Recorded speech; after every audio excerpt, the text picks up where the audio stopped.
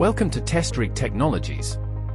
Today, we'll explore validation testing in QA, its definition, importance, types, and how it differs from verification.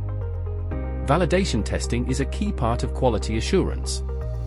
It evaluates whether the software does what it's meant to do, meeting actual user needs in real-world conditions. Unlike verification, which checks if the product follows specifications, validation checks if it solves the right problem. Take a healthcare app, for example.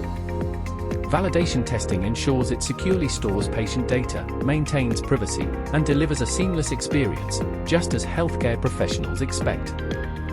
Validation testing plays a vital role in the software development lifecycle. It improves usability, ensures functionality, and enhances customer satisfaction by catching potential issues before release. There are several types of validation testing. User acceptance testing is done by end users to ensure the product meets their needs. Alpha testing is conducted internally by QA teams. Beta testing gathers feedback from a small group of external users. Regression testing ensures new updates don't break existing features. And smoke testing quickly checks if core functions work correctly. Let's clarify the difference.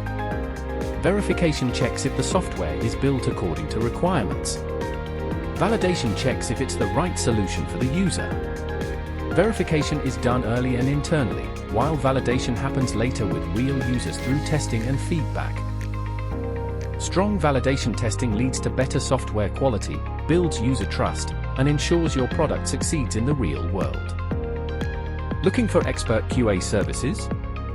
Partner with Testrig Technologies. Our team combines deep industry knowledge and cutting-edge tools to deliver robust functional, performance, security, and usability testing. Let's take your software quality to the next level. If you found this helpful, like, comment, and subscribe for more software testing insights from Testrig Technologies.